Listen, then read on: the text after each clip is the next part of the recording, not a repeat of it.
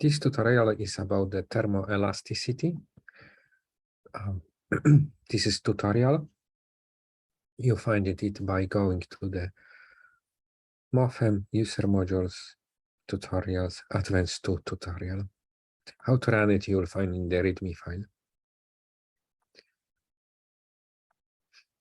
So what we aim to describe here, I want to tell you about 2 things about the static polymorphism, how we're using it to write the resilient finite element code, which is extendable and can tackle the complex industrial problems.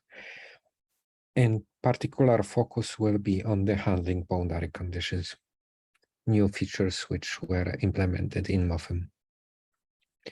Before we start to talk about the implementation itself, I will give a very brief description of the problem itself.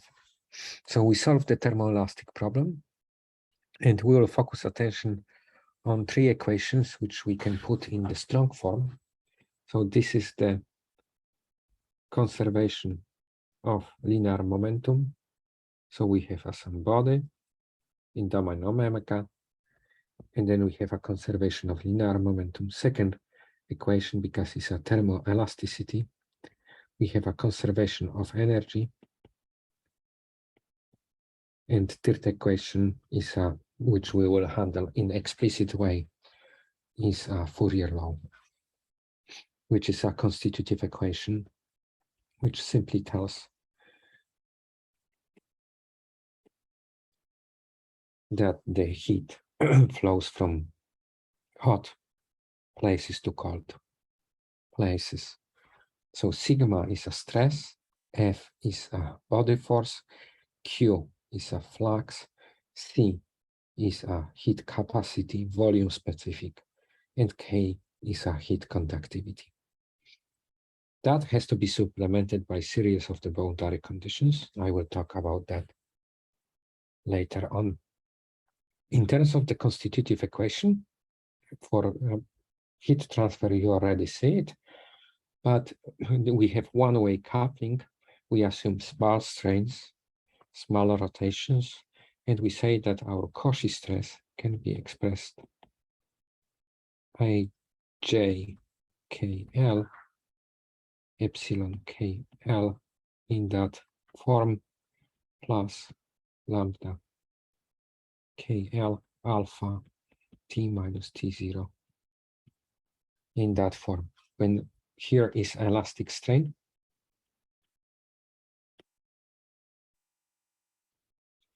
and here you can see this term, we can call it KL as a thermal strain.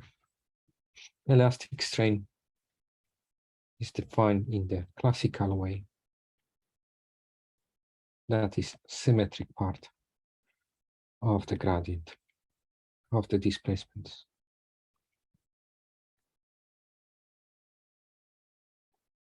J x I plus du I xj in that form. We will use the Legendre description, Lagrange description. So it means that the T dot in our case can be written as a material time derivative, but because we will use the Lagrange description, is a simple partial, is equal to the partial derivative. Okay, so this is our setup for our problem. I not intend to give a full description how we calculating weak form for this problem, how we derive it. I want to say that elastic part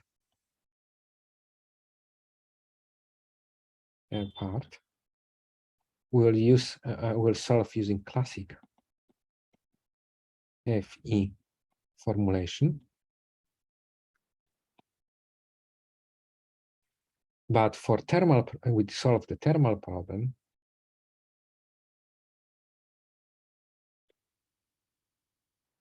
using mix formulation.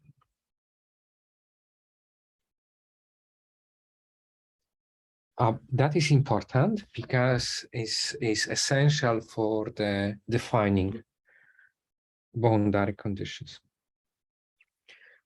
First thing, so how the weak form for elastic problem look like is that when we start with the conservation of linear momentum, and then we multiply that equation by test functions, and then we apply differentiation by parts, as a result, we'll get the weak form, which is looking like this.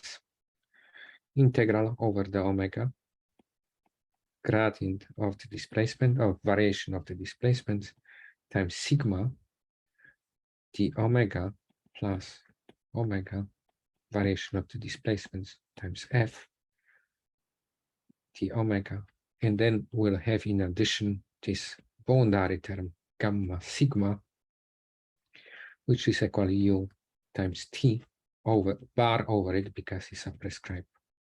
That has to be equal to 0, and then we'll call it this residual for momentum Ru. Okay, so then we have we can derive the residual for flux, which and then a residual for temperature. A residual for temperature will be given in the strong form.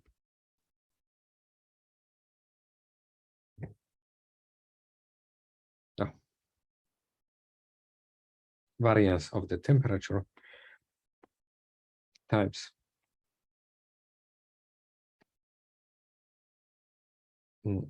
divergence of flux, the omega plus omega c capacity. This term will be a more term for the fluxes will be a slightly more complex, but it will have a form as follows.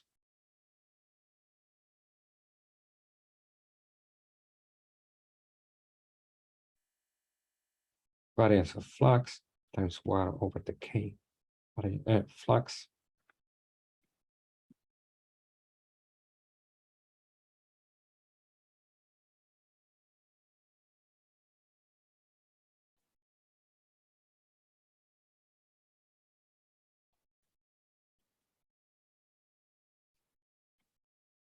then we'll have omega delta divergence of the variation of flux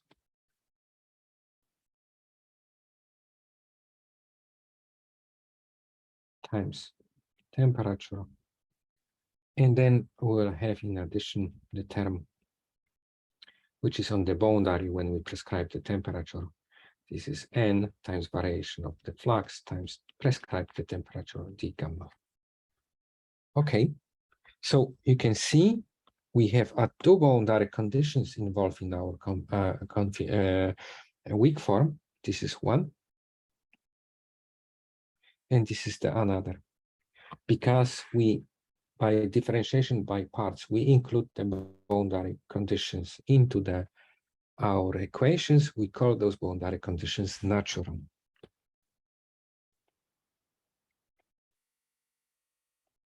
In addition, we'll have essential boundary conditions, which we have to enforce a priori. So essential boundary conditions will be that U is equal to some U bar on some part of the boundary gamma U, and Q has to be equal to Q and Q n times Q. Second. Has to equal to Q on some part of the boundary gamma Q. So we have two natural boundary conditions, contractions and temperature, and two essential boundary conditions on displacement and fluxes. In short, we have a body. We split the part of the boundary on two parts. On one part of the boundary, we have boundary conditions on tractions. On another part of the boundary,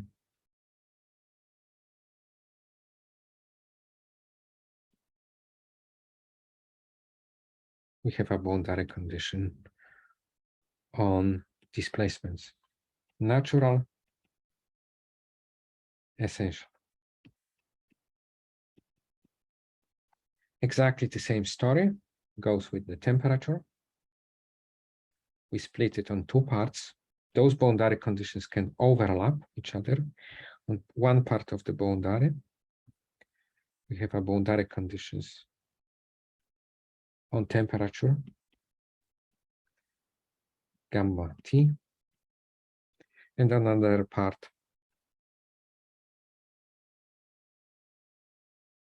we have a boundary conditions, gamma Q, on fluxes. That is essential, and that's natural. So what is essential, what is natural, is depending on your finite element formulation, how you formulate the problem. Things can reverse when you will have a different formulation. That is important from the finite element point of view because you enforce them in the different way.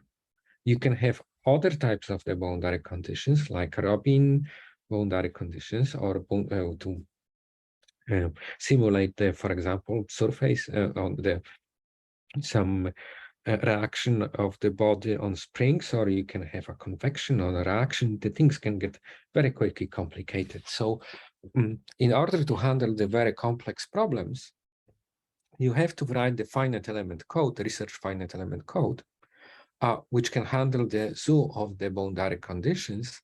And very often, if you work with the industrial partners or with your colleagues, you're providing, helping others, researchers doing their job by doing simulation, you have to be prepared that you can write the code that can handle the strange scenarios, but you have to be, the code has to be done in such a way that you can implement the things quickly and then provide the solution as fast as you can, and be thanks to that, be competitive comparing to the commercial codes. Okay, so let's look at the problem at hand which we have. So we can have we have a problem like that we have a plate, and then we fix the displacements on two sides. Then we fix so those displacements are fixed in X direction. Those one node is fixed in all directions. Then we take the rigid body motion. So then we, on top and bottom part, we prescribe the temperature, which I put the value 1. This is the academic problem. The values and the units are not important at that stage. We will focus on the implementation. Then we prescribing the flux, negative flux on the boundary, that it takes the energy. We prescribe the zero flux on one side and on another side of the boundary. If you will stretch your imagination, you can understand this problem as a problem which looks as follows. That I have a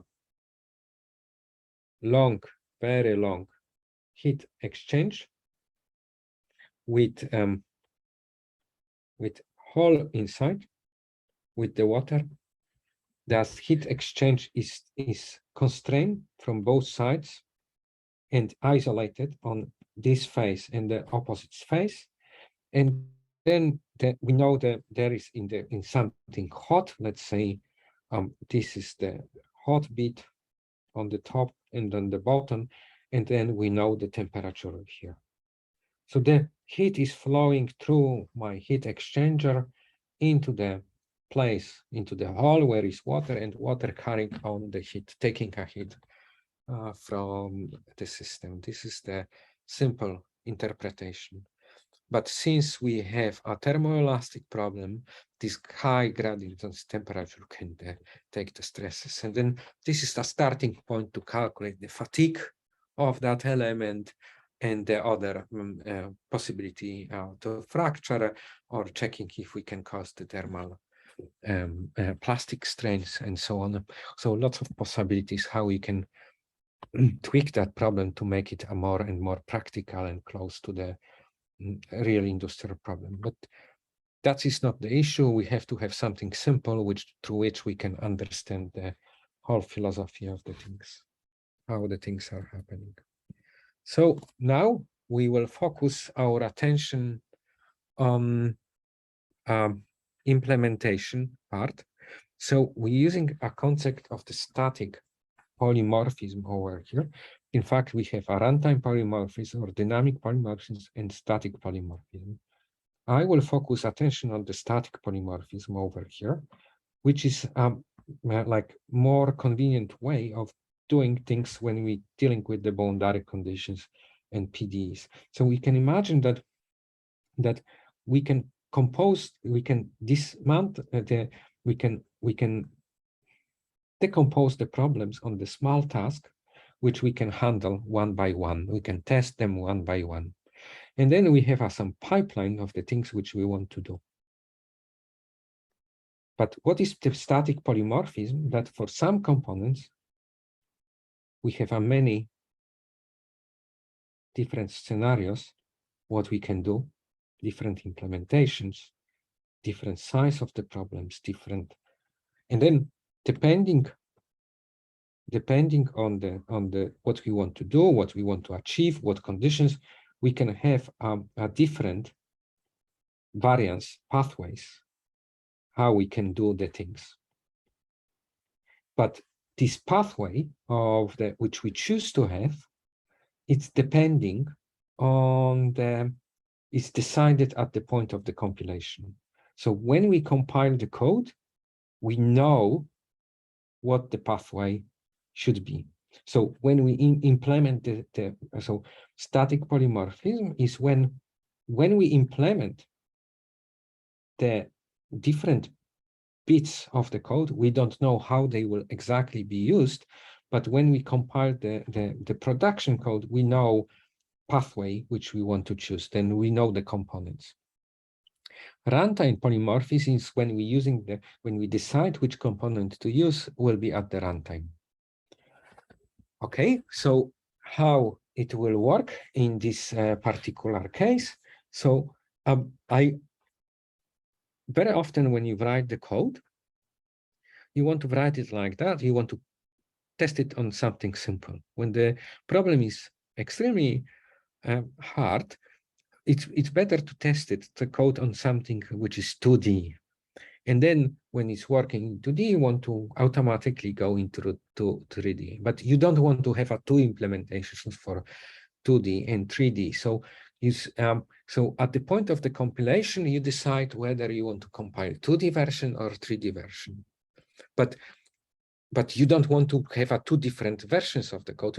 You want to have one version of the code which can be compiled in those 3D and 2D different way. So how you can do that, how you can exploit that static polymorphism is like that. So you set up, you have to choose the two types. You're creating, for example, a class which you choose to name, elements like as ops, and this is empty template class. And this empty template class has two specializations for 2D and 3D. Okay, so when you have a 2D problem, when I have my problem, so my elements in 2D can be quads or triangles or polyhedrons, but let's limit to those two simple cases. So faces are our domain elements, and edges are my boundary elements. From another hand, when I will choose 3D problem, okay, my elements will be hexes or tets, for example. So then, look, I have this class over here, 2D and 3D class, and then I will make a decision based. I have a 2 variants and everything now at the point of the compilation. At the point of the compilation, when I compile my code,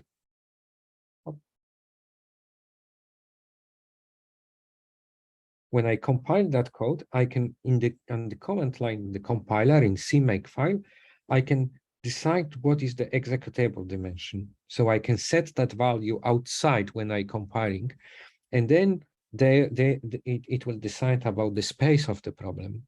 And then when I have this class, and then it has 2 specialization, based on that, I decide about the type of the elements, which I use for model the boundary, or to model to discretize boundary and discretize the domain. Please notice as well that those elements are faces and edges, volumes or faces. I don't talk about the shape. Shape of the element is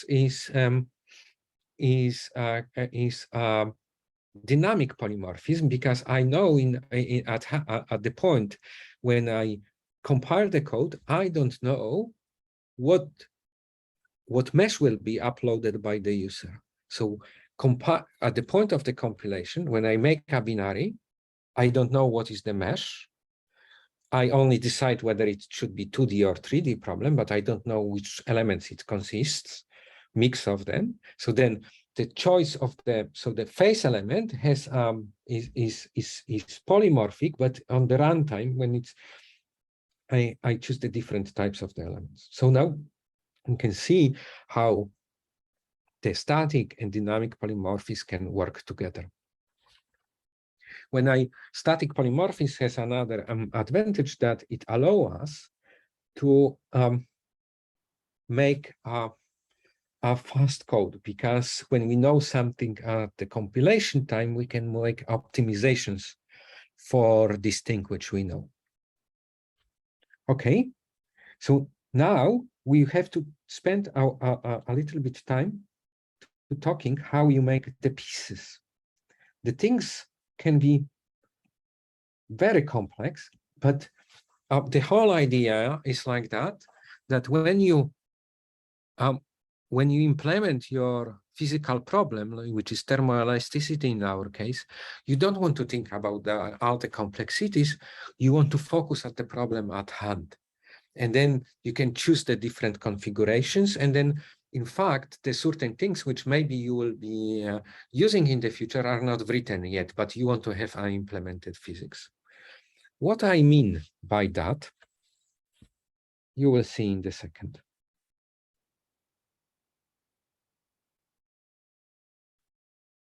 So, for example, when we have our thermoelastic problem, and then we have we want to assemble our stiffness matrix, which will have a form like that. And this will be our stiffness matrix. Then we will have will approximate displacements, fluxes, and the temperatures.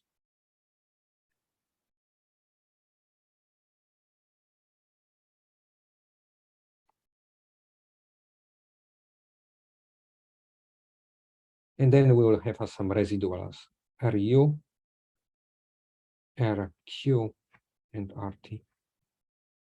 So if, for example, when we want to assemble this classic matrix term, which will be over here, term KUU,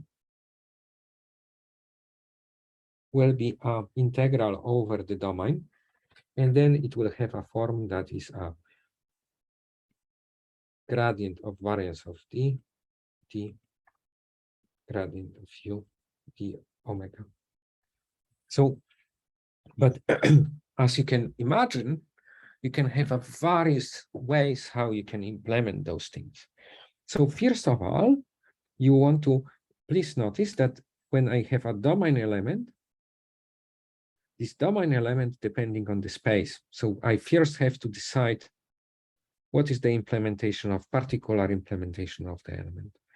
And it could be even much more complex thing than just choosing the simple space of the element. It could be various different implementations which you can change and test, but you decided at that point. So then, what we're deciding about the operator which we will be using to calculate this bit of the matrix. Then we can choose how we will perform the assembly. And then, for example, here we will use the PETC functionality. We'll use the mat set values. So we're choosing the assembly type.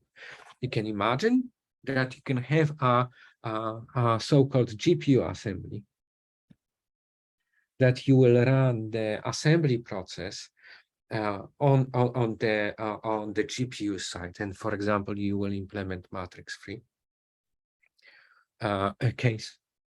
You can choose how you will do integration, whether you will use the Gauss integration or you will use some integrations which use the tensor product feature, and so on and so on.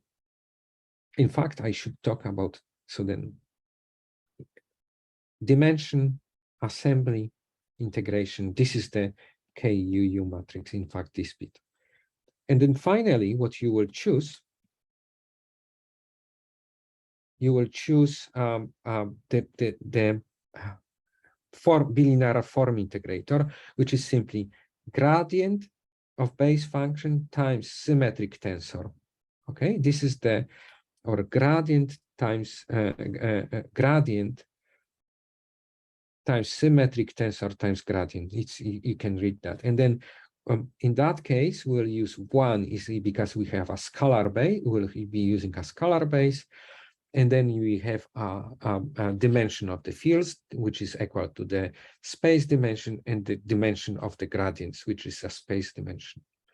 So it's very flexible. You can have a many, as you can see, it's a many switches to change. There is a many possible combinations, and this is the polymorphism. Many different boxes, how we can calculate this KU term in our matrix. This, for example, another term, this term which you see over here, this term will be used to calculate that bit in the matrix. And then when you look through that, you can see that this is not the implementation, we're just naming the things, we're choosing the boxes. But you can make this choice of the boxes and the compilation. You're choosing this box and the compilation time. And then once you choose the box, you name it, you attach the name to it, the code below will not depend. It will not, how you implement the code below will not change. I hope that this is clear. So before I will switch to the problem of the boundary conditions, I have to explain you one critical thing. So in MOFEM, we have several ways how we can implement the problems.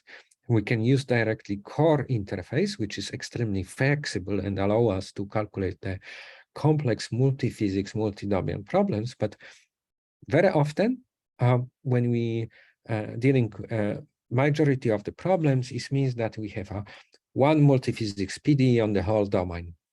In that case, what we do, we define the fields, and then we saying that for our problem, we will have a displacement in H1 omega space, on discretized space. Then we will choose, and then you can see it here. And then you can see, so we choose the space and the base independently from each other, and then we choose the dimension of the problem. So H1 in that case, we choose the conforming elements, and then that's decides about the sparsity of the matrix. Space is dictating sparsity. So the morphem, when it knows the space for a given field, it knows how to allocate the memory for a matrix. When you choose the base, it's a simple recipe how you construct the approximation base, and then you can have several different recipes how you can do that. And then you're using Legendre base, and then that particular implementation in this example, we're using the recipe which we have found in one of the Mark Ainsworth papers. That's why it's named like that. From another hand, you can see that here we're using temperature, which will be approximated in L2 space. So we don't, because we in our formulation we have no derivatives on the temperature, we can exploit that fact. And then fluxes Q are approximated in HDIF space on the omega. You can see it over here, and then and then we have choose the recipe. With the fluxes is one thing that when you're dealing with 2D problem, is an isomorphism between the H-Carl and HDIF approximation. In practice, the construction of the base functions for those two spaces is exactly the same, only you will flip the vector when you can construct the base for HDIF, and then you can flip it in a certain way to generate the HDIF space. Because in 2D, when you have, let's say that I have a quad element,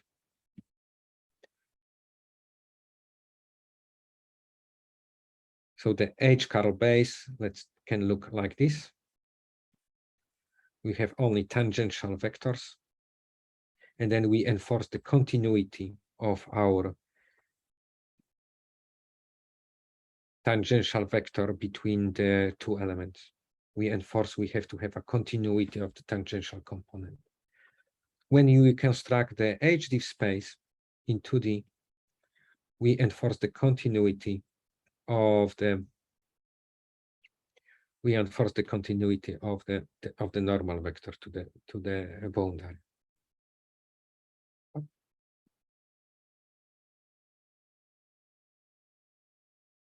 That we have to have this continuity over there. Those two things has to match. So then, but in 3D is a slightly different story. You have a completely different construction for HDIF and H-Carl.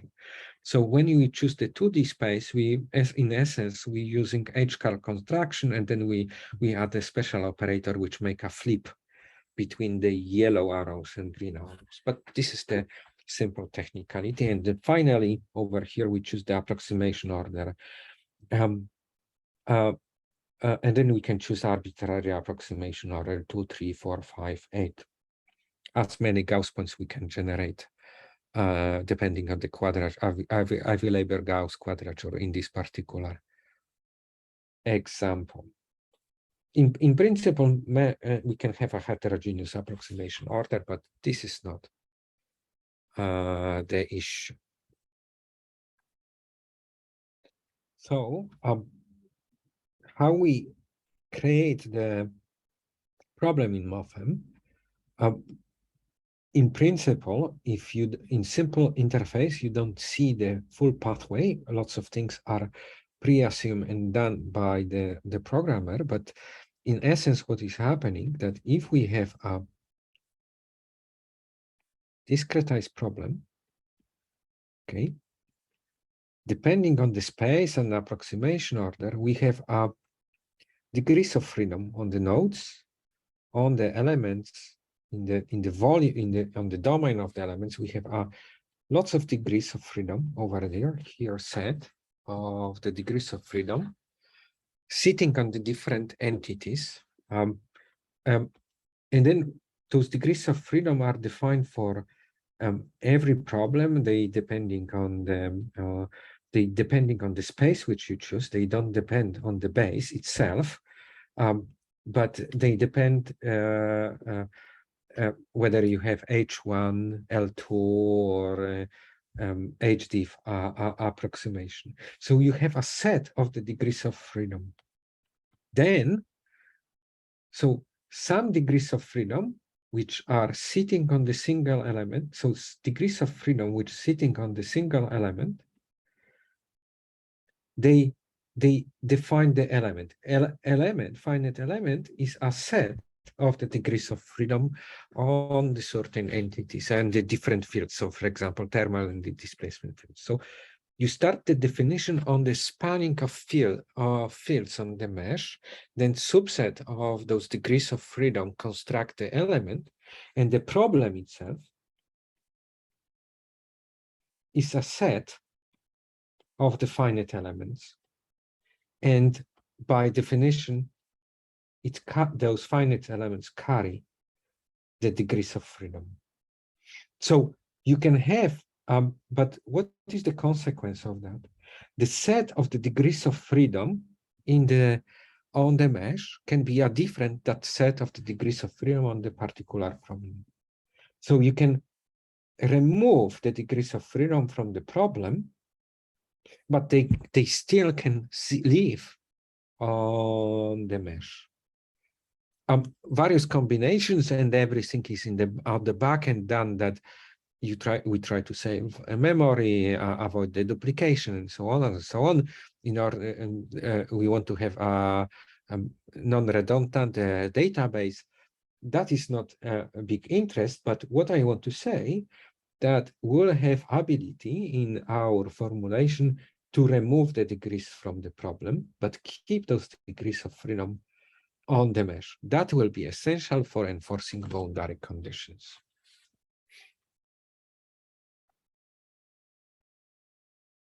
In MOVEM, we as well separate finite element or problem as a data structure in order to generate the sparsity of the matrix algebra, sparsity of the algebra from the finite element instance.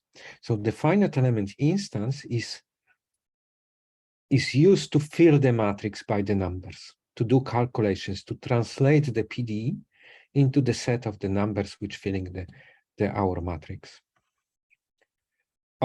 So when we have so this is under this element over here,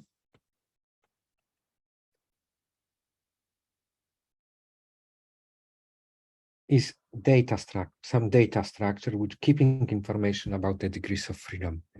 It knows about the space because this defined where the approximation space, where the degrees of freedom are allocated, but it's not consist information how the approximation base is constructed, and on top of that, what form integrators you have to execute on that element. This is the finite element instance in order to that. So, and then when we have a simple implementation, finite element instance is created in this our particular case for integrating into the domain, which could be 2D or 3D, or to integrate on the boundary.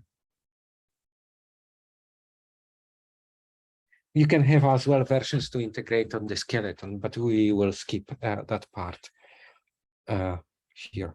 So which could be 1D or 3D. So the finite elements are for boundary and the domain. And then when you have a domain FE, to that element, you can put the pipeline of the operators.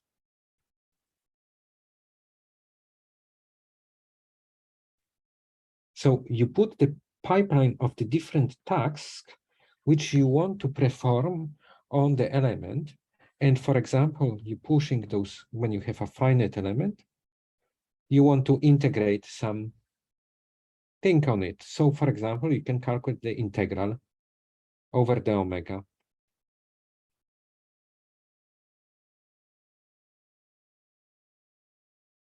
So you, in other words, in essence, you want to use on the element, one of those boxes which you push on the element is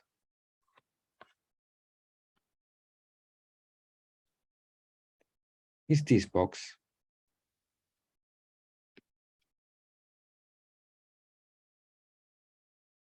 Which perform that operation and then is here in that pipeline. Another box is, for example, represent that operation, is that one. So you stack the operation, you have a series of operations which you execute on the element, and those boxes, polymorphic boxes, can be implemented in the core library because they are standard, like implement a multiplication of the gradient of the field with the symmetric tensor with the gradient of the field. That will appear in many problems in physics. So it's pre-calculated, pre-implemented. But there are some operators which you have to implement, and then those are which are problem specific, and they are not existing in the core library, and then you have to implement them by yourself. And then I will talk about how to implement such operator.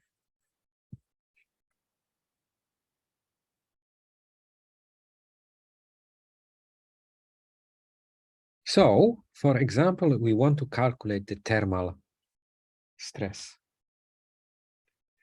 So, first of all, we want to choose some part of the previous existing implementation, which do implementation which first of all provides us some basis functions.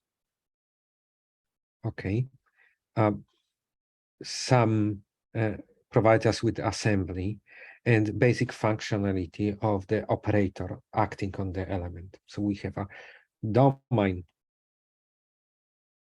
F finite element implementation, and then it's composed with the several boxes, and one of those boxes will be ours. And for example, when we want to calculate the internal stresses, calculate the internal forces, we want to do integral which looks like this, times sigma the omega. We want to calculate that thing.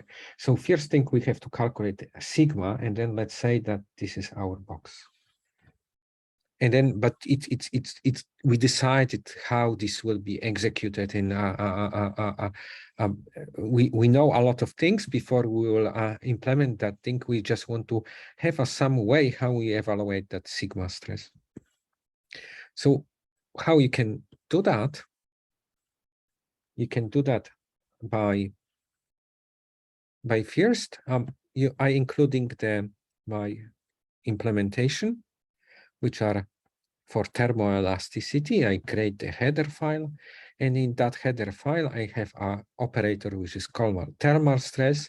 It will be executed on a domain element, so it's a domain element operator. And how I calculate the stress, it will depend on the strain, temperature, Hooke tensor, and outcome will be a stress.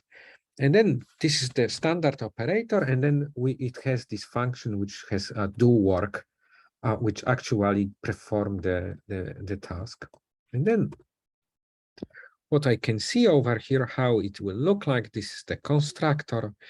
And then here I perform the operation using a tensor algebra, and I iterate over the Gauss points, and every Gauss point I perform the certain task of the calculating stress.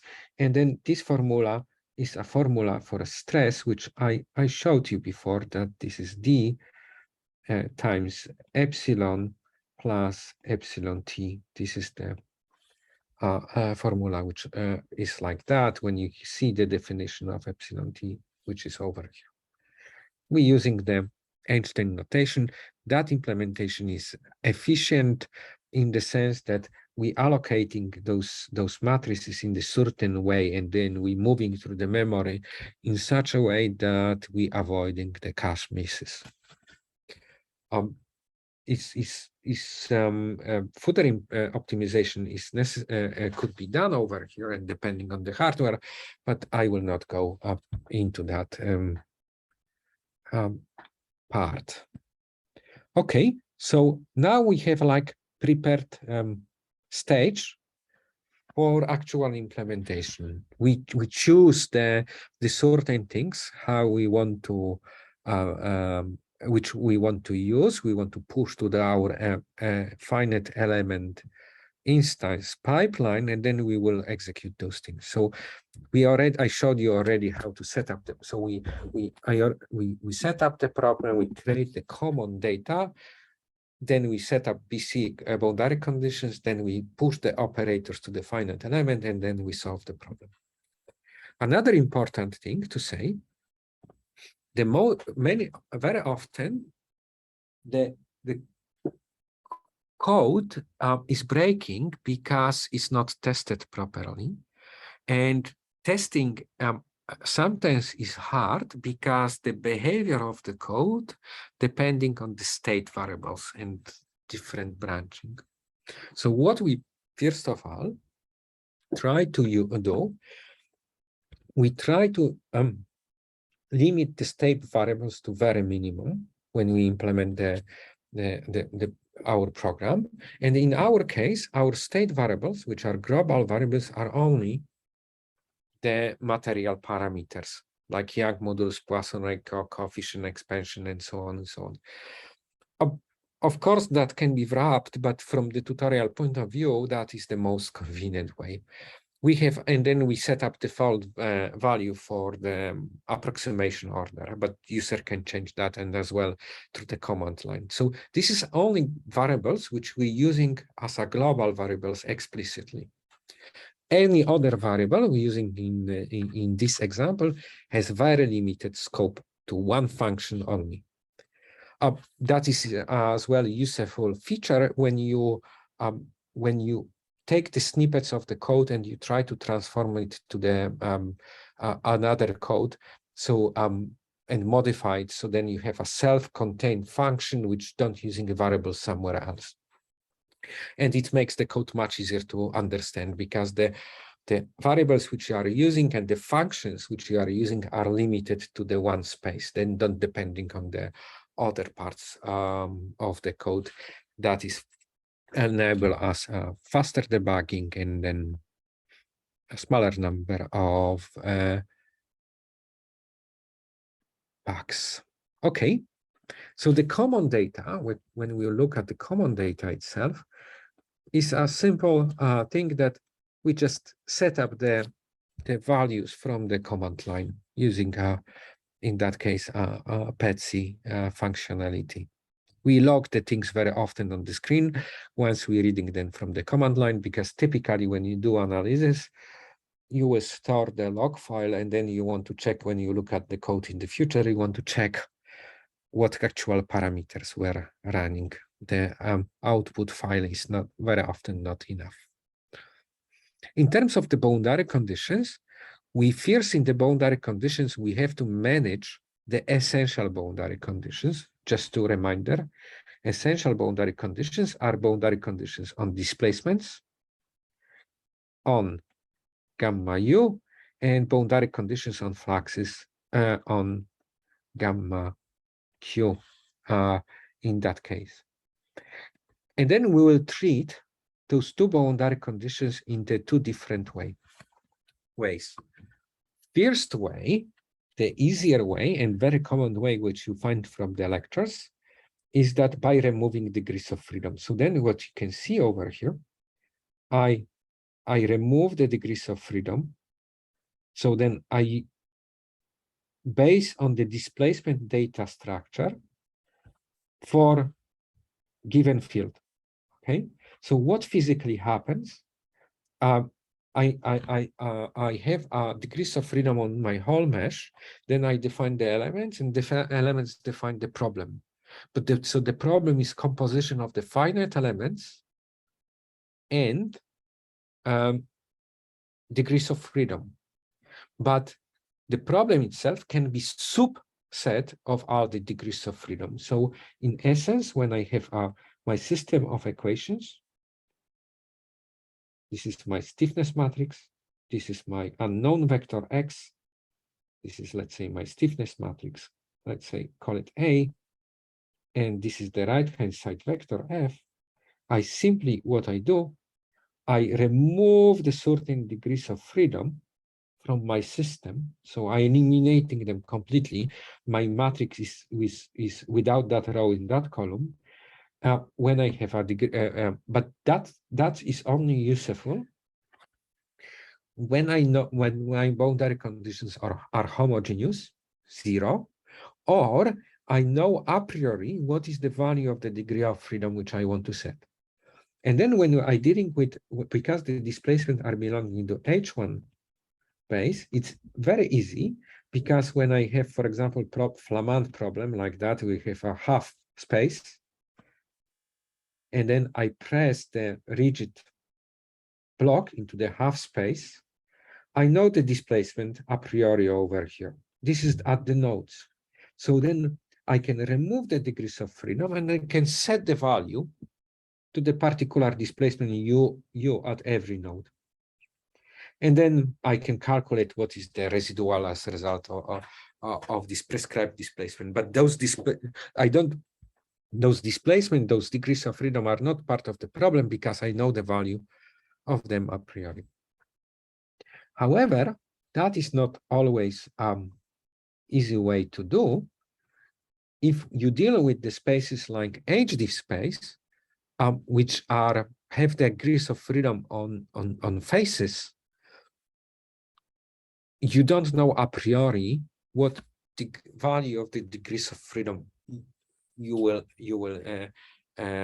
have to set, because your approximation is, first of all, is not a partition of unity. You have to calculate that. So first when we call that function, we physically remove the degrees of freedom. And here, when we call the function with push, which has exactly the same structure, we just record the fact that we will do something with the boundary conditions. And then we will deal with these fluxes boundary conditions in a different way. How we will deal with the fluxes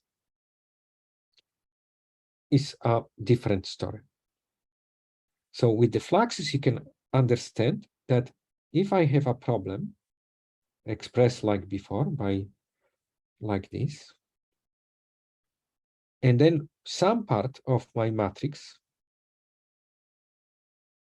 so for example, on this part of the degrees of freedom, you want to prescribe, this is essential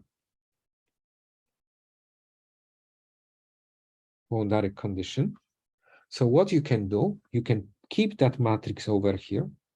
Here you can assemble the kind of the matrix, kind of the mass matrix. Then you can ascend the right-hand side, and then on that problem you can, for example, solve this squared problem in order to find the degrees of freedom.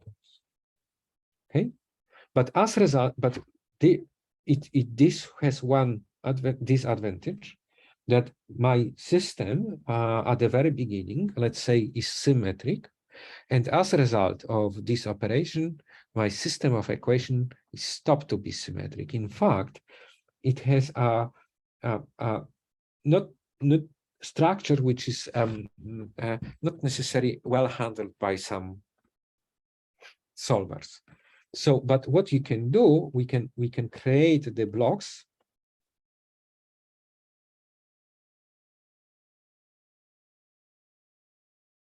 We can create the blocks, this block, that block, and then we can use the block solver to solve our problem.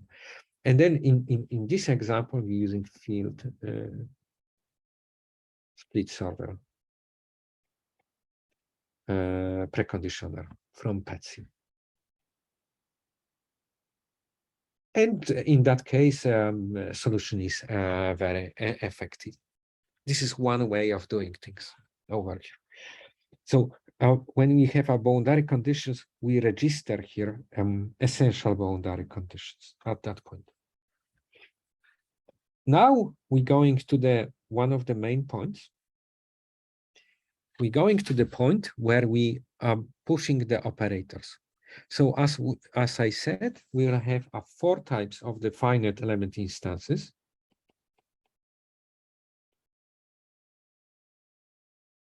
Domain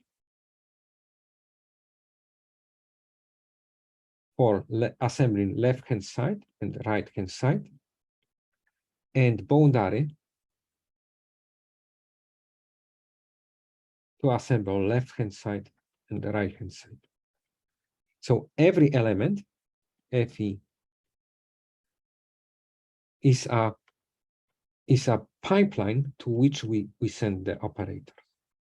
So first of all, in those operators, for each element, we set the integration rule. We say the code, what is the procedure of the choosing number of the Gauss points in order to calculate all the integrals exactly.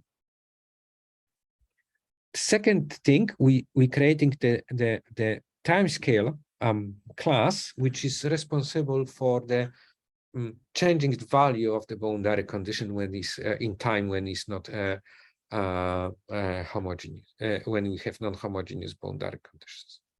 Okay, so then what you see, we have add domain operators to the pipeline, and then maybe I will show the end over here. So we have a pipeline. So then we have a pipeline for domain right-hand side, and then we have a generic operators and the right-hand side specific operators, and then we have a generic operators pushed to the left-hand side and the left-hand side specific operators. So we have these lambda functions.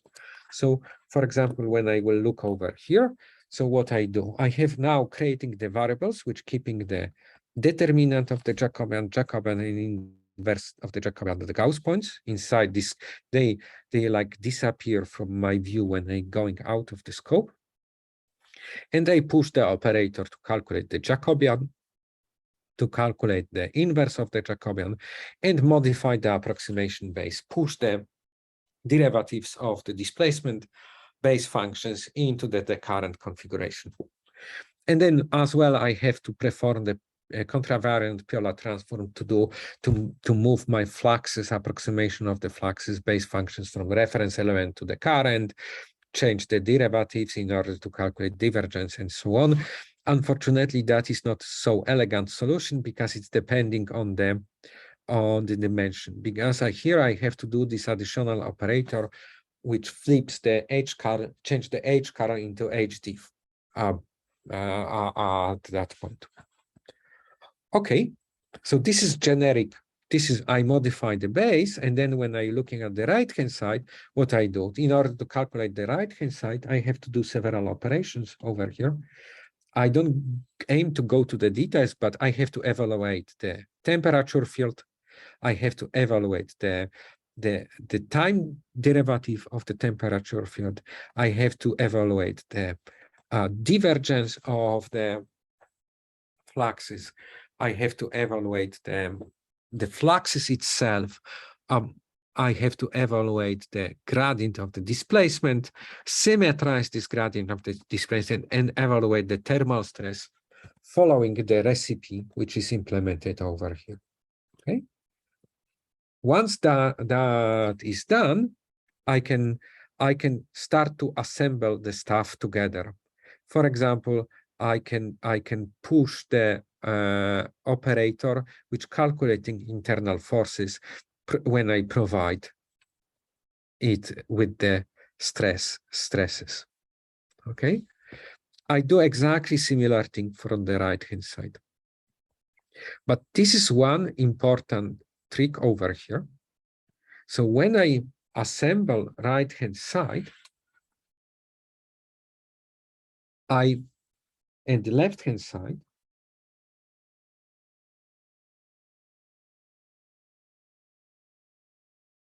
and then on this part of the boundary, I have essential boundary conditions. I want to fill the matrix only in the places where I don't have essential boundary conditions, because this bit, this part, I want to keep empty. Okay.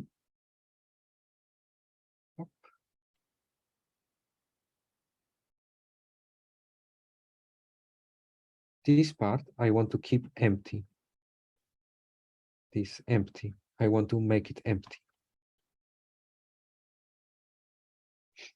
And then this is a special command which says that I want to skip the other degrees of freedom which are marked by boundary. And then how I create the boundary marker, I call creating in the scope. And so every block set which is set in the measure and is marked as a heat flux is every degrees of freedom which is sitting on certain entity will be skipped during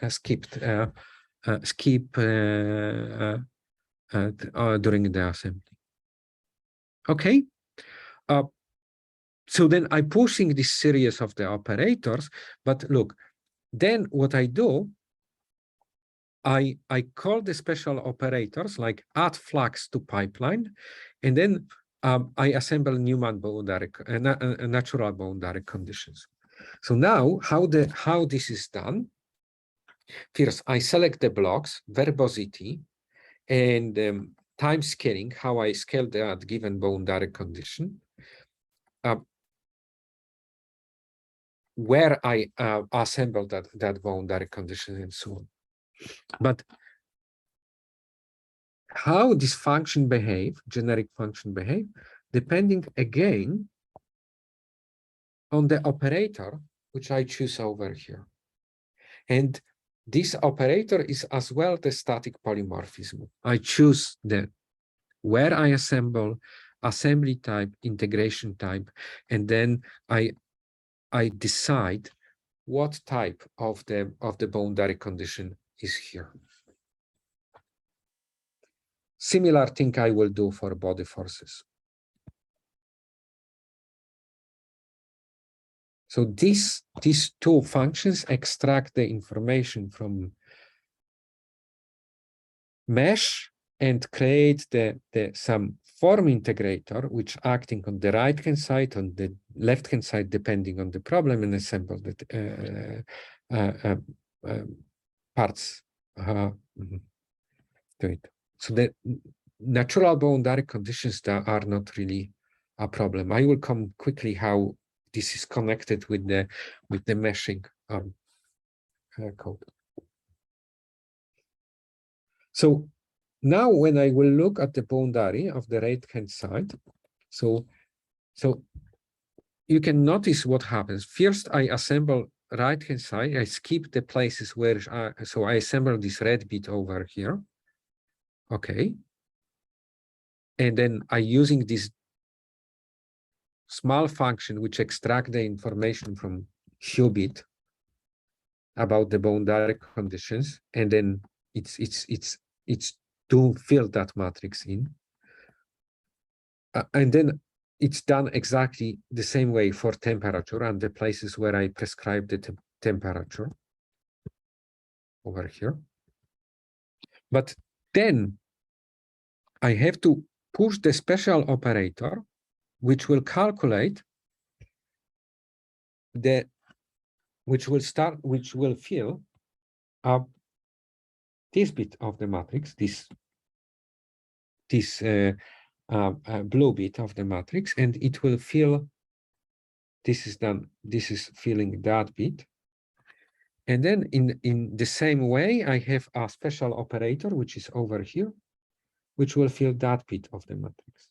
Okay, so then those two things will create the least square problem, which will allow us to calculate these degrees of freedom over here.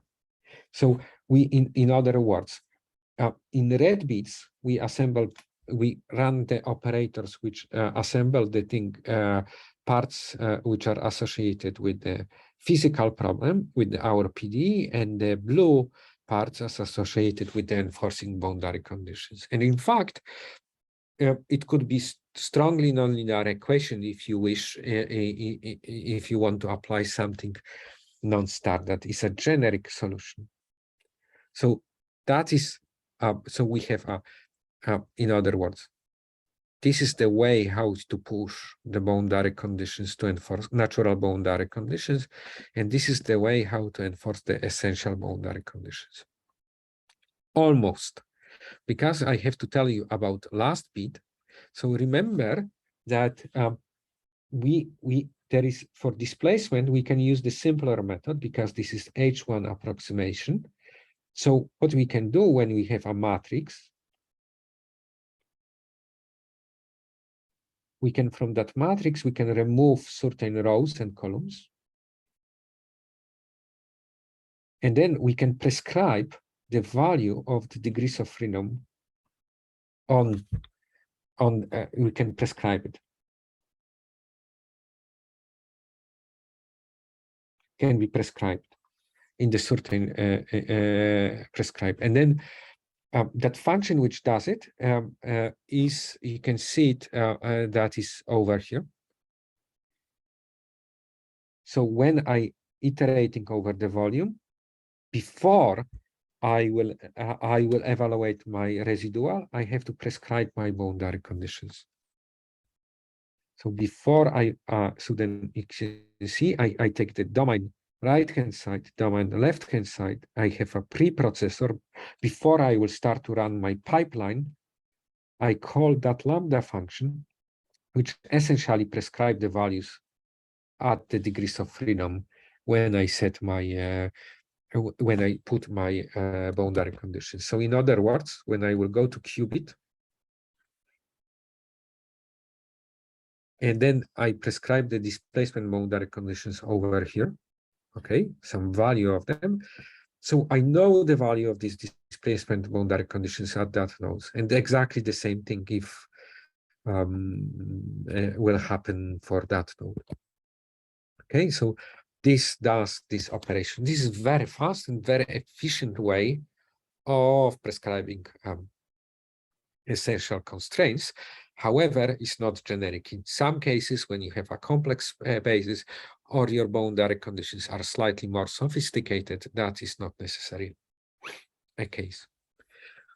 Once that is done, we can look at the solution procedure. Okay, when I push operators to the pipeline, for example, I push this HDIF operator, or I push the operator to calculate the stiffness matrix. In fact, nothing is calculated at that point. I just creating the pipeline. I have a finite element instance. And to that finite element instance, I push my operators. But those operators are just waiting there and to be executed on the finite element mesh in the order which I push. That's why it's those operators. And then I have this fourth type of the elements. Domain, left-hand side, right-hand side, boundary, left-hand side, right-hand side in this particular case. So now I will switch to the solver, which will take the control over the solution process.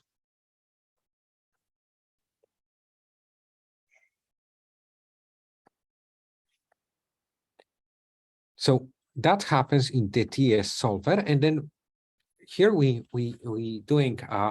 exploiting PETC to do all the job for us with the time integration for us. So we creating a discrete manager. Then we create the pipe. We creating the pipeline for implicit time solver, TES implicit, and then we add to the implicit solver called the SNES solver, Newton solver, inside of it. So we add to it the monitor, which monitor the residuals for 3 different fields. So when we run the analysis, as you can see, we have error, residual error, and we can see the total error and the residual, and you can see residual field by field. This problem is linear, so we converge into one step, but it not has to be. Then we creating the finite element, special finite element for post-processing that you can observe the solution on the problem of the problem over here, the formation. But I will not go into those details at that point because it's already long talk. And then we push we push that post-processing element into the time solver monitor, and then when analysis runs, it will produce the output in the form of the files which we can post-process in the ParaView. That happens over here. So, and then there is another aspect, as I told you, that we enforce the flux boundary conditions using this least squared approach. We have a heat flux. So to do that, when from command line, user said that the field split preconditional should be used. So then we can extract the degrees of freedom for all the DOFs which have a heat flux, and then we can make a block from it, and then all the responsibility for applying the multiplicative block solver is taken by PETSI. That is working well because we converge in one iteration. When that is done, we're using discrete manager, MOFEM implementation of the discrete manager. We're creating the displacement vector. Then we set the solver, we set the parameters of solver from command line, and finally we set up the solver. All the data structures for a PETSI are created over there, and then we kickstart analysis. And then when we kickstart analysis, all the pipelines which we pushed start to work at that time.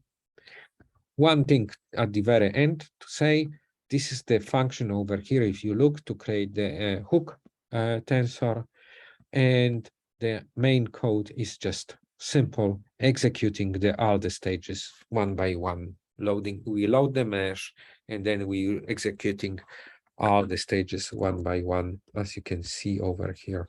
You set up the problem, create the command data, enforce BC, get the data structures about the boundary conditions, push the operators, and execute solution. So this is all of what I want to say at that point. Lots of ingredients. Only way how to understand everything is just to compile, try it.